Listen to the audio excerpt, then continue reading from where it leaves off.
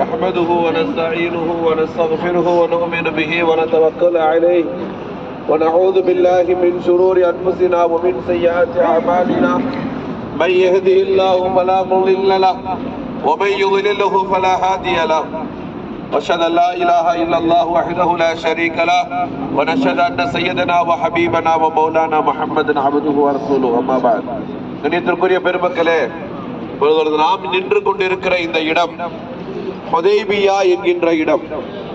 இந்த இடம் மிக முக்கியமான கண்மணி ரசூலுல்லாஹி ஸல்லல்லாஹு அலைஹி வஸல்லம் அவர்களுக்கு தங்களுடைய வாழ்நாளில் ஒரு பெரிய வரலாற்று திருப்பு முனையை ஏற்படுத்திய இடம்.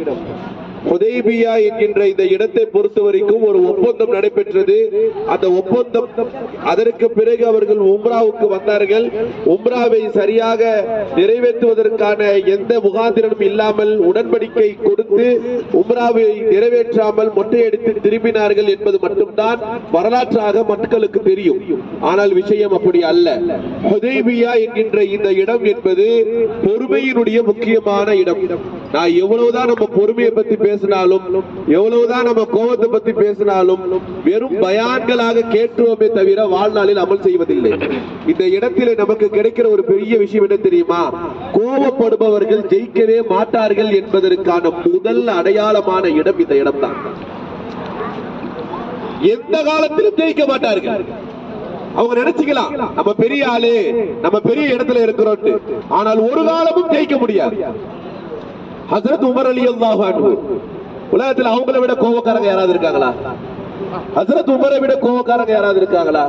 கண்மணி ரசூலுல்லாஹி ஸல்லல்லாஹு அலைஹி வஸல்லம் அவர்கள் வஃபாத் என்று தெரிந்தவுடன் யாராவது பெருமானார் மௌத் என்று சொன்னால் என் வாளுக்கு அவர்கள் இரையாவார்கள் என்றார்கள் ஸல்லல்லாஹு அலைஹி வஸல்லம்.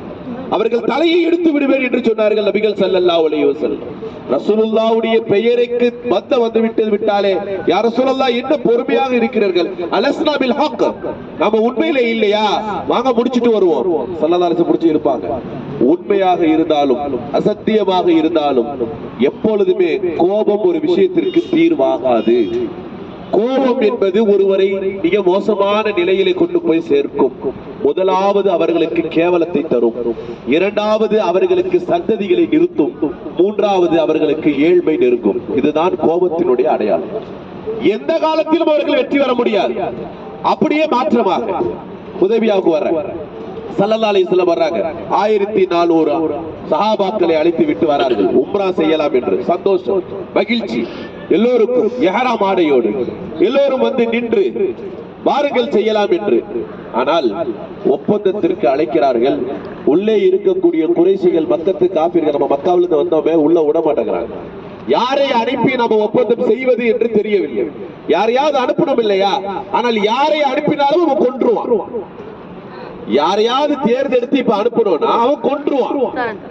ரசூலுல்லாஹி ஸல்லல்லாஹு அலைஹி வஸல்லம் அவர்கள் உஸ்மான் ரலியல்லாஹு அன்ஹு அவர்களை தேர்ந்தெடுக்கிறார்கள். ஆனால் உஸ்மானின் மீது அவர்கள் கை வைக்க மாட்டார்கள். உஸ்மானுல் கனி அவர்கள் அந்த குறைஷிகள்ல இருக்கக்கூடிய ஆக முக்கியமான நபர்களில் ஒருவர். உஸ்மானின் மீது ஒரு பயம், உஸ்மானின் மீது ஒரு அச்சம் இருக்கும். அதனால உஸ்மான் அனுப்பி வைங்கன்னு சொன்னார். போன உஸ்மான் ரலியல்லாஹு அன்ஹு அவர்கள் திரும்பவில்லை. ரொம்ப நேரம் ஆயிருச்சு, நெடுங்காலமாயிருச்சு. இங்க ஒரு உமர் ரலியல்லாஹு துடிக்கிறாங்க, ஸைத் ரலியல்லாஹு துடிக்கிறாங்க. நாயகமே ஏதாவது ஒரு முடிவுக்கு வாங்க, நம்ம ஏதாவது செய்வோம், இறங்குவோம் வாங்க என்று ஸல்லல்லாஹு அலைஹி வஸல்லம் பொறுமையாக இருங்கள் என்று சொன்னார்கள். பொறுமையாக இருங்கள், பொறுமையாக இருங்கள். அதை தான் சொன்னாங்க திருப்பி திருப்பி. பிறகு கொஞ்ச நேரம் கழிச்சு உஸ்மான் வெளியே வந்தாங்க. உஸ்மான் ரலியல்லாஹு வந்து சொன்னாங்க, யா ரசூலல்லாஹ், இங்க அவர்கள் உடன்படிக்கை செய்ய வேண்டும் என்று ஆசைப்படுகிறார்கள். உங்கள் எல்லோரையும் நான் உயிரோடு விட வேண்டும் என்றால் இனி அடுத்து நீங்கள் இந்த மக்காவிற்கு வராமல் இருப்பதற்கான நிறைய உடன்படிக்கைகள் தேவையில்லை. நாயகம் ஸல்லல்லாஹு அலைஹி வஸல்லம் நினைத்தால் உயிர் தியாகம் செய்வதற்கு எவ்வளவோ வழிமுறைகள் இருந்த பொழுதிலும் ஹுதைபியா என்பது இந்த இடத்திலே மக்கத்து காஃபிர்களும் கண்மணி ரசூலுல்லாஹி ஸல்லல்லாஹு அலைஹி வஸல்லம் அவர்களும் சஹாபாக்களும் நின்றிருந்த இந்த இடத்திலே கொஞ்சம் யோசித்து பாருங்கள். நினைத்திருந்தால் அவர்கள் குருதிகள் இந்த மண்ணுக்கு சொந்தமாக்கி இருக்கலாம். ஆனால் ஸல்லல்லாஹு அலைஹி வஸல்லம் ஷஹீதுடைய மர்த்தபாவை விட வாழ்க்கையில் பொறுமைதான் பெரிய விஷயத்தை லட்சியம் தரும் என்று சொன்னார்கள். அன்று அவர்கள் உம்ரா செய்வதற்கு ஸல்லல்லாஹு அலைஹி வஸல்லம் அவர்களுக்காக வேண்டி வந்து நிற்கும் பொழுது, ஒப்பந்தம் எழுதும் பொழுது ஆரம்பத்தில் பிஸ்மில்லாஹிர் ரஹ்மானிர் ரஹீம் என்று எழுதினார்கள். பிஸ்மில்லாஹிர் ரஹ்மானிர் ரஹீம் ரசூலுல்லாஹி ஸல்லல்லாஹு அலைஹி வஸல்லம். பிஸ்மில்லாஹிர் ரஹ்மான் எல்லாம் சொல்ல எழுதக்கூடாது. இந்த பிஸ்மில்லாங்கிறது வேண்டாம். இந்த பிஸ்மில்லாஹிர் ரஹ்மானிர் ரஹீம் எழுதக்கூடாது. நாங்க சொல்ற மாதிரி எழுது. நாங்க அல்லாஹ்வை ஏத்துக்கிறோம். பிஸ்மில்லா ஓகே, அர் ரஹ்மானிர் ரஹீம்லாம் வேண்டாம், போடக்கூடாதுட்டாங்க. நபி ஸல்லல்லாஹு அலைஹி வஸல்லம் அவர்கள் இது போன்று சொன்ன உடனே அங்க இருந்த சஹாபாக்களுக்கு எல்லாம் பெரிய அதிசயம், ஆச்சரியம். நாயகமே, நீங்கள் பிஸ்மில்லாவை மறுக்க, அவர்கள் வேண்டாம் என்றார்கள், நீங்களும் வேண்டாம் என்று சொல்லுகிறீர்கள். அல்லாஹ்வுடைய தன்மையை வேண்டாம் என்று சொல்லுகிறார்கள். நீதானப்பா ஏத்துக்கிட்ட கடவுள், நாங்க ஏத்துக்கலையே, அதனால இதெல்லாம் வேண்டாம் எங்க கடிதத்துல. சரி, எப்பவும் ஃப்ரம் அட்ரஸ் டு அட்ரஸ் போடுவாங்கல்ல ஒரு லெட்டர்ல, அந்த மாதிரி ரசூலுல்லாஹி ஸல்லல்லாஹு அலைஹி வஸல்லம் மின் முஹம்மது ரசூலுல்லாஹ் அப்படின்னு எழுதுறாங்க. நிறுத்துங்க, முஹம்மது ரசூலுல்லாஹ் எழுதாதீங்க, முஹம்மது இப்னு அப்துல்லா என்று எழுதுங்கள் என்று சொல்லுகிறாங்க. வந்துச்சு பாருங்க, உமர்ல அப்படியே எழுதுக்கிறாங்க. ஸல்லல்லாஹு அலைஹி வஸல்லம் பிடிச்சி இப்படி அழுத்துனாங்க. என்ன ஆகும்? அவன் ரசூலுல்லாஹ் இல்லை என்று சொல்வதனால் நான் இல்லை என்று ஆகிவிடுவேனா? ஒருவன் நம்மளை கெட்டவன் என்று சொல்வதனால் நம்ம கெட்டவன் ஆயிடுவோமா? ஒருவன் நம்ம துரோகி என்று சொல்வதனால் நம்ம துரோகி ஆயிடுவோமா? இல்ல ஒருவர் நம்ம மீது ஏதாவது ஒரு கோபம் கொடுவது, நீ இப்படி பண்ணிட்டா நீ இப்படி ஆயிடுவோமா? இல்ல, நாம யாருங்கிறது நமக்கு நல்லா தெரியும். ரசூலுல்லாஹ் வெளிப்படுத்துறாங்க. பெருமக்களை, இந்த இடத்திற்கு நீங்க வந்துட்டு சும்மா இந்த இடத்தை வந்து பார்த்துட்டு அப்படியே 4 போட்டோ எடுத்துட்டு போயிடாதீங்க. வாழ்நாளில் உங்களுக்கு ஒரு மாற்றம் ஏற்படணும், உங்கள் குடும்பம் ஒரு மாற்றத்தை ஏற்படுத்தணும். ஏற்படுத்தவில்லை என்றால் நம்மளுடைய வாழ்க்கையே இருளாகிவிடும். அல்லாஹ் நம்மை பாதுகாப்பானாக. எப்படி ஒரு விஷயம் தெரியுமா? எல்லா சர்த்துகளுக்கும் இது ஒரு பெரிய சம்பவம். எல்லா சர்த்துகளுக்கும் ஸல்லல்லாஹு அலைஹி வஸல்லம் முடியாது அவங்க சொல்ல ஓகே ஓகே, அடுத்து 10 வருஷம் வரக்கூடாது. அதுல ரொம்ப வேடிக்கையானதுன்னா, எங்க ஊர்ல இருந்து யாராவது உங்க ஊருக்கு வந்துட்டாங்கன்னா, இந்த எல்லைக்கு வந்துட்டாங்கன்னா நீங்க விட்டுறணும். அங்க உங்க ஊர்ல இருந்து யாராவது வந்தாங்கன்னா நாங்க கொன்றுவோம். சொல்ல ஓகேங்கிறாங்க. அதற்கும் ஓகேங்கிறாங்க. என்ன சொல்றியோ அத்தனையும் ஓகே. ஒரு கட்டத்துக்கு மேல ஒப்பந்தம் முடிஞ்ச பிறகு திரும்பலான்னு ஒரு முடிவு வருது. ஆனால் யாருக்கும் மன ஒப்பல. ஏஹ்ராம கழட்ட முடியும், நம்மளால கழட்ட முடியுமா? ஏஹ்ராம் நியத்தை வைத்து கழட்ட முடியுமா? அது முதலாக உம்ராவுக்கு வருபவர்கள் எப்படி கழட்டுவார்கள்? எதை நினைத்து கழட்டுவார்கள்? நேரா வீட்டுக்குள்ள போறாங்க. டென்ட் மாதிரி கட்டி இருந்த இந்த இடத்துல உள்ள போய் தங்களுடைய மனைவியா சஃபியா ரலியல்லாஹு அன்ஹா இருக்கிறாங்க. என்ன செய்வது? அவங்கள்ட்ட போய் கேட்கிறாங்க, என்ன செய்யலாம்? உம்மு ஸலமா ரலியல்லாஹு அன்ஹா சொல்றாங்க, என்ன செய்யலாம்? ஸல்லல்லாஹு அலைஹி வஸல்லம் வந்து என்ன சொல்லணும்னு தெரியல. ரசூலுல்லாஹ்ட்ட ஒரே ஒரு விஷயம் மட்டும் சொன்னாங்க, நாயகமே, நீங்க மொட்டை அடிக்க, அவங்க மொட்டை அடிச்சுட்டு போயிடுவாங்க, நீங்க எதுவும் சொல்ல வேண்டாம். இவ்வளவு நேரம் அவங்க ஏதாவது சொல்லிக் கொண்டே இருந்தார்கள். இப்போ ரசூலுல்லாஹ்ட்ட சொல்றாங்க, நீங்க எதுவும் சொல்ல வேண்டாம், நீங்க மொட்டையை மட்டும் அடிக்க, அவங்க செத்துட்டு போயிடுவாங்க. ரசூலுல்லாஹ்வுக்கு ஒன்றும் புரியல. ரசூலுல்லாஹ் ஸல்லல்லாஹு அலைஹி வஸல்லம் அவ்வளவு சஹாபாக்களை தெரிந்தவர்கள், அறிந்தவர்கள். ரசூலுல்லாஹ்ட்ட எப்படி சொல்றது தெரியல. வாங்க திரும்பலாம், இஹ்ராம கலைங்க சொல்ல முடியாது. நேரா வந்தாங்க, எதுவுமே பேசல. எல்லாரும் முன்னாடி மொட்டை அடிச்சாங்க. இருந்த அத்தனை பேரு கிட்ட வந்தாங்க ரசூலுல்லாஹ் கிட்ட. அவங்களும் வந்து அமர்ந்து அப்படியே மொட்டை அடிச்சாங்க. யாரும் எதுவும் பேசல. ஒருத்தர் கூட ஒரு வார்த்தை கேட்கல. அப்படியே மொட்டையை அடித்தார்கள், அப்படியே திருப்பிட்டார்கள். பெருமக்கள், அன்னைக்கு யாரு? சையதுனா உமர் ரலியல்லாஹு சொல்கிறார்கள், அன்றைக்கு என் கோபத்தினால், அன்றைக்கு என் சஹாபாக்களின் தேட்டத்தினால், அன்றைக்கு நாங்கள் இருந்த ஷௌக் ஆசையினால், ரசூலுல்லாஹ்வுடைய பேச்சை கேட்காமல் நாங்கள் ஏதாவது ஒரு முடிவெடுத்து உள்ளே போயிருந்தால் அன்று நாங்கள் உம்ரா செய்திருப்போம். ஆனால் மக்கா எங்களுக்கு சொந்தமாக ஆகியிருக்காது என்று சொன்னார்கள். நல்ல விளங்கணும். கோபத்துல நம்ம சாதிச்சிடலாம், ஒருத்தவங்களை கேவலப்படுத்திடலாம், ஒருத்தவங்களை அசிங்கப்படுத்த முடியும். கோபத்தினால ஒருத்தவங்களை எவ்வளவு வேணாலும் நம்ம ஜெயிச்சிடலாம்.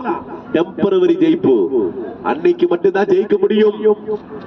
அடுத்த நாள் என்ன நிலை சொன்னாங்க உமர் ரலியல்லாஹு அன்ஹு, அன்றைக்கு நாங்கள் போயிருந்தால் வெறும் மக்காவை மட்டும் நாங்கள் பெற்றிருப்போம். ரசூலுல்லாஹ் திரும்பியதினால் மக்காவை மட்டுமல்ல முழு உலகத்தையும் இஸ்லாம் பெற்றது என்று சொன்னார்கள்.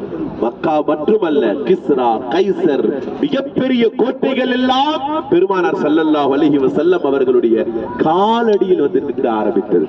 ஒவ்வொரு மன்னர்களும் வர ஆரம்பித்தார்கள். ரசூலுல்லாஹி ஸல்லல்லாஹு அலைஹி வஸல்லம் இந்த குணத்தை பார்த்து எந்த அளவுக்கு இருந்தார்கள் தெரியுமா பெருமக்களே? ஒரு பத்து சக்கஃபி, அவர் பேர் சக்கஃபின்னு அர்த்தம். சக்கஃபி, சக்கஃபா, சக்கஃபா நாட்டில இருந்து இருக்கிறவர்.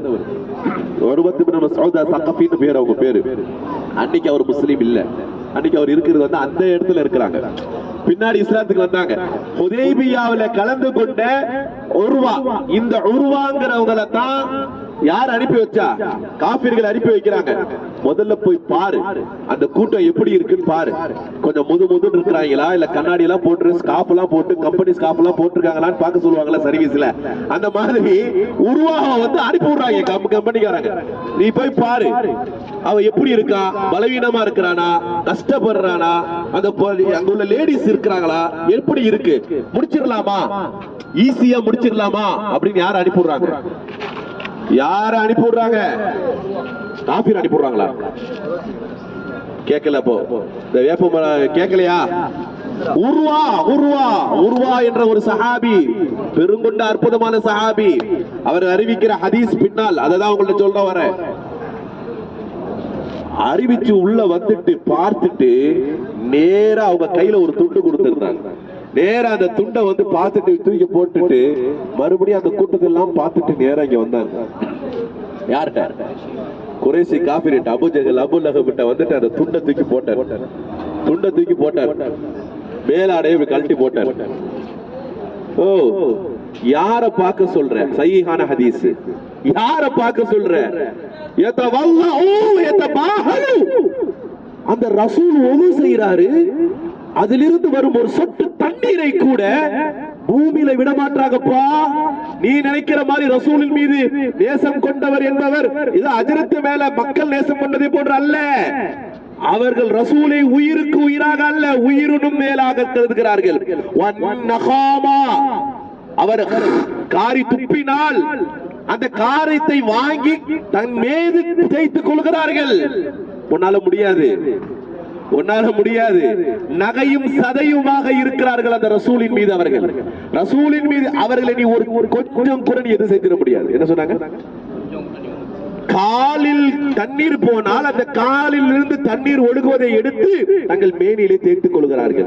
கையில தண்ணீர் வருகிறது, தண்ணீர் சொட்டுகிறது, ஒரு சஹாபி இப்படி பிடிக்கிறார், அதிலிருந்து சொட்டுகிறது, மறு சஹாபி பிடிக்கிறார், இன்னொரு சொட்டுகிறது, இன்னொரு தோழர் பிடிக்கிறார். நான் பார்த்து அவர் செய்த உதுவில் ஒரு சொட்டு கூட பூமியில் படவில்லை. அங்க இருந்த நபித்தோழர்கள் பிடித்துக் கொண்டார்கள் என்று சொன்னார்கள். ஹுதைபியாவிலே ரசூலுல்லாஹுடைய சகோதர நபி தோழர்களை, சஹாபாக்களை பார்த்து காஃபிர்கள் கொடுத்த ஸ்டேட்மெண்ட் இது. அப்ப ரசூலுல்லாஹ் மீது நாம எவ்வளவு நேசம் கொள்ளணும், ரசூலுல்லாஹ் மீது நாம எவ்வளவு நேசம் கொள்ளணும். அந்த நேசத்தோடு இன்ஷா அல்லாஹ் நாம எல்லோரும் இருக்க வேண்டும். இந்த ஹுதைபியா நமக்கு கிடைக்கிற ஒரு பெரும் பாடம், நிறைய பாடங்கள் இருக்கிறது. அதுல முதல் முக்கியமான பாடம் எது? முதல் பாடம் சத்தமா சொல்லுங்கம்மா. சபூர். சபூர் நீங்க சொல்லாதீங்க, கோபப்படக்கூடாதுன்னு சொல்றீங்க. சபூருக்கு தான் நம்ம நிறைய இடத்துல சொல்றோம். நிறைய பேர் பேரே சபூர் தானே வச்சிருக்கிறோம். கோபப்பட மாட்டேன் இன்ஷா அல்லாஹ் சொல்லுங்க. இந்த இடத்திலே ரசூலுக்கு முன்னால் என்ன உடன்படிக்கையை செய்தார்களோ நான் இன்று உடன்படிக்கை செய்கிறேன். இறைவா, நான் இனி கோபப்பட மாட்டேன் இன்ஷா அல்லாஹ். முடிந்த அளவிற்கு நான் பொறுமையோடு இருப்பேன். சொல்லுங்க. என்ன இன்ஷா அல்லாஹ் மட்டும் நீங்க சொல்றீங்க? ஏங்க நீங்க சொல்லுங்க வாய் திறந்து. கோபப்பட மாட்டோம், பொறுமையோடு இருப்போம், ரசூலின் மீது அதிகமான நேசத்தோடு இருப்போம், சுன்னத்தை விட மாட்டோம். எங்கள் நாயகமே எங்கள் உயிருக்கும் உயிராக, உயிருடன் மேலாக நாங்கள் நேசிக்கிறோம். அல்லாஹ் மீண்டும் இந்த மண்ணிலே நம் எல்லோரும் மீண்டும் மீண்டும் வரக்கூடிய தௌஃபீக்கை தந்தருள் புரிவானாக. ஆமீன் பிஹக்கி ரசூலுல்லாஹி ஸல்லல்லாஹு அலைஹி வஸல்லம்.